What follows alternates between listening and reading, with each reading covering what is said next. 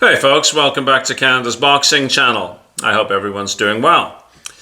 So this coming weekend in Riyadh, Saudi Arabia, there's an interesting heavyweight clash taking place. And no, of course, I don't mean Moses Atoma and Dillian Whyte, which is also interesting, but for different reasons. And I've already done a preview and prediction video on that fight. No, this fight that I'm talking about now is between Filip Hrgovic and David Adeleye. And I think this might be the more interesting of the two. An interesting fight because on paper, it's a massive step up for David Adeleye, and the odds certainly reflect that. In the jurisdiction in which I live, Filip Hrgovic is decimal odds at 1.16, and Adelaide is, I think, 4.75, something like that, the last time I checked. So the bookies certainly think that Filip Hrgovic is the favourite, and everything I've read and watched would seem to suggest that that's the case. If we look in more detail at their records, we will certainly see that Hrgovic is the more experienced fighter with better names that he stepped into the ring with, but perhaps the gulf isn't as much as the bookies' odds would suggest. Let's take a closer look. So Hrgovic is 18-1. He's had 92 professional rounds. He had a very, very good amateur career as well. 33 years of age. Some people have referred to him as the heir apparent for the heavyweight division, though I'm not sure if that's still, certain people's views. But at one time, that's how he was being touted. From Croatia, of course. Boxes, of course, out of the United States of America, and goes by the nickname El Animal. He's 6'6". I don't have his reach on here. Certainly a big fellow, no doubt about it whatsoever. And KO ratio, according to BoxRec, I'm just looking at here, virtually 78%. Roughly 250 pounds. That seems to be, his sort of, comfort zone. 247, 250, 246. As close as it doesn't matter to a 250 pounder, right? His last 5 fights, and this is where, looking carefully at resumes might tell us something. His last outing was against Joe Joyce, which actually was a fight that I thought it turned out to be a better fight than I was anticipating. I thought Joe Joyce had, showed more in the tank than I thought he would. Anyways, he prevailed over Joe Joyce, a unanimous decision, and I think that was the right decision. Prior to that, he lost a TKO decision to Daniel Dubois. Now that was a cracking good fight. He landed a lot of shots flush on Dubois, who seemed to eat them like a sandwich. And Dubois, through a mixture of fists and possibly Glasgow kisses, managed to cause cuts over both eyes, which caused the doctor to say, no, you're waving this off, right? Prior to that, he blew out a guy called Mark Demore, which was a silly fight. It was a Riyadh season card, and Mark Demore, despite sort of, brave trash talk about busting up his liver or something nonsensical, was blown out in 1 round. In fact, was there to lose. I mean, just turned his back on Filip Hrgovic. It was a silly fight. Prior to that, Filip Hrgovic took 12 rounds to see off Dempsey McCain, who was blown out by Moses Atoma Interesting, you know. And then prior to that, he had a decision win over Zhilei Zhang, which a lot of people thought was controversial. And I would say it was very close. I think he deserved the win, but you could argue the other way, right? So, but if we look at this, we have a controversial decision over Zhilei Zhang. Dempsey McCain, you know, with all full respect, is not a high-quality opponent. Marc de Moray shouldn't be in a ring with him. A loss to Daniel Dubois, and a win over a game, but I think we all would agree, tail end of his career, much diminished, Joe Joyce. Certainly not the juggernaut of some years ago. So when we put that in context, we seem to have a better sense that maybe Filip Hrgovic has a very good reputation in the eyes of many, but how solid is that foundation? Question mark.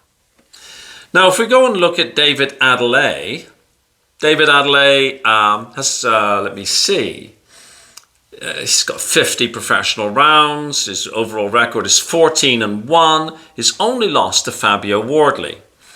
6'4.5" from, lives in Ladbroke Grove, actually, in London in the UK. Almost a 93% KO ratio. He's called Big D by those who follow the nicknames sort of thing. 28 years old, so 5 years younger. Neither of these guys are old for heavyweights, though clearly Adelaide has a little bit more time on his side. And let's have a look at his last 5, shall we? So his last outing was against Jamie Tishkiva, Jamie TKV, as I and many others call him. Stopped him in the 6th round, though a little bit controversial. If you remember, the ref was saying break, break, break, and Adelaide snuck one in, and then, you know, was able to quite quickly finish off Jamie TKV. A little bit controversial. Had that not happened, how would it have panned out? We don't know. Prior to that, he blew out Solomon Dakers in the 1st round. Bad night at the office for Dakers? Not sure. You know, 1st round blowout, it's, you know, in a way it's too difficult to tell because somebody can get caught early on, right? And we just don't then really know what that was all about. Prior to that was the loss to Fabio Wardley. 7th round TKO. No shame in losing to Fabio Wardley. Fabio Wardley is a real good scrapper, right? Adelaide may be a better boxer, but Fabio Wardley has stopped some very decent people, including most recently Justice Hooney. Prior to that, a 5th round retirement of Amir Amatovic, who was at that time 12-1. And prior to that, a 2nd round stoppage of Dimitrio Bezos, who at that time was 10-0. Quality of opposition? Well, I mean, the standout the standout win for Hrgovic is Zhilei Zhang, right? Zhilei Zhang has gone in with Parker and had gone in with Deontay Wilder. Zhilei Zhang would be Hrgovic's best win. I suppose Jamie TKV would be Adelaide's best win. How I see this unfolding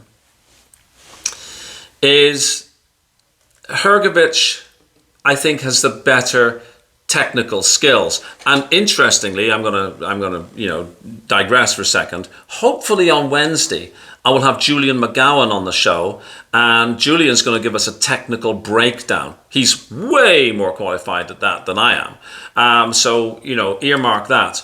But I think that Hrgovic is technically better, probably with a more sound defense. But Adelaide brings some potent offensive weaponry to the table.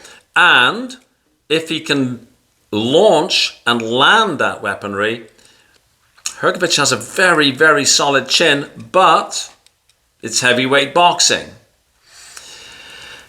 I would imagine that Hrgovic is going to prevail in this fight by a combination of being a better overall boxer with a stronger defense and more experience, both at the amateur and professional level, which I think if he can withstand Adelaide's maybe early offensive action, I would imagine that Hrgovic will win on points, but maybe a later stoppage. And I'm thinking sort of maybe about round 8 or so might be where Hrgovic is able to prevail over Adelaide. Rated in the world, Hrgovic is rated 15, Adelaide is 28. You can definitely see how the bookies have arrived at their decision. But I think when we look at it in more detail, for me, it's a closer fight than the bookies' odds would suggest. People are saying, oh, Adelaide stepped up, it's a real leap, it's too much. Hrgovic is going to be too much for him. I think Hrgovic will win, but I think it might be closer than people are thinking. Adelaide could open up some cuts. I mean, if you look at the scars over Hrgovic's eyebrows, if he's prone to being cut, Hrgovic could possibly cause some injury there. And then, I'm not saying it could be stopped, but it could have an effect on Hrgovic, which might mean that he gets caught by something he doesn't see. Maybe he'll touch down. It's possible. But I think I'm comfortable in saying a Hrgovic win, later stoppage, 8th round or so. Wardley stopped him in the 7th. But I think more likely a unanimous points win. But like I say, I believe this will be a closer fight than the bookies are suggesting. Now, of course, if Hrgovic blows him out in the 2nd round, well, I'll be wearing an omelette on my face. But heavyweight boxing, anything can happen, right? But I'm comfortable in saying I think Hrgovic will win, but it might not be as easy as what the bookies' odds would suggest. There's my take. Let me know what yours is before the fight. We can all be great Monday morning quarterbacks. Please like, please share, please subscribe if you can. Please leave comments. And wherever you are in the world, have an awesome day. Thanks for watching. Bye-bye.